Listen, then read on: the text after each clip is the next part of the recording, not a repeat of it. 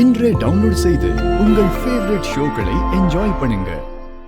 மாமா, உங்களுக்கு இன்னுமா புரியல? என்னத்தா?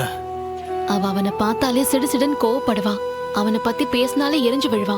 ஆனா அது எல்லாமே பொய் மாமா. அவன் மேல எவ்வளவு பாசம் வச்சிருக்கான்னு இப்ப புரியுதா? ஆமால. ஐசியூவை விட்டுட்டு ஒரு நிமிஷம் விலக மாட்டேங்கிறா. அவன் மேல வெச்ச கண்ணை எடுக்க மாட்டேங்கிறாளே. பாத்தியாத்தா, அவன் மேல இம்பிட்டு பாசத்தை வச்சுட்டு அவனை பிடிக்காத மாதிரி எரிஞ்சு எரிஞ்சு விழுந்துட்டு கிடந்தான். அவன் உசுருக்கு ஆபத்துனதும் எப்படி கதறி அழறான்னு பாத்தீங்களா? மறைக்க முடியல. இப்பதான் உண்மையே வெளியில வருது. இப்ப என்னத்தான் செய்ய? பரவாயில்ல, அவ அழறது நல்லதுதான். அவ பாசத்தை வெளியில காட்டுறதும் நல்லதுதான். விடுங்க, அழட்டும்.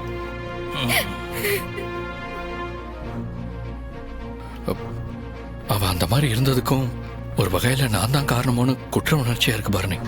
டே, நீ என்னடா பேசுற? பாவம்ல அவ என்னால எம்பிட்டு கஷ்டப்பட்டிருக்கா. டே, அவளோட இந்த நிலைமைக்கு நீ காரணம் இல்ல. ஏதோ தெரியாம வெங்கடேஷ காதலிச்சிட்டான். அது அவ மனசுல பெரிய குற்ற உணர்ச்சியா இருக்கு. அவனை விட்டு பிரிஞ்சதும் உடனடியா இன்னொரு கல்யாணம், இன்னொரு காதல்னு ஆரம்பிச்சா தப்பா இருக்கும். ஊரு தப்பா பேசும் தான் அவ வருத்தப்படுறா, பாடுபடுறா. இல்லத்தா, இதுல எந்த தப்பும் இல்லைன்னு நம்ம தான் அவளுக்கு எடுத்து சொல்லணும். அவ மனசுல இருக்கிற பயத்தை போக்கணும் தா.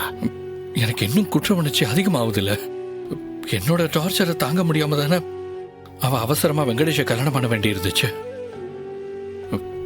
என்கிட்ட இருந்து தப்பிக்க தானே அவ வெங்கடேசனே கல்யாணம் பண்ணிக்கிட்டா.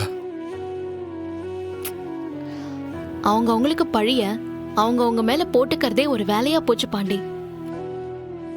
இத பாரு பாண்டி, இதுக்கும் உனக்கும் எந்த சம்பந்தமும் இல்ல. முதல்ல அறிவு கண்ணு முழிக்கட்டும். அதுக்கப்புறம் நடக்க வேண்டிய பாசிட்டிவான காரியத்தை மட்டும்தான் பார்க்கணும். மாமா, நீங்களும் கொஞ்சம் தைரியமா இருங்க மாமா.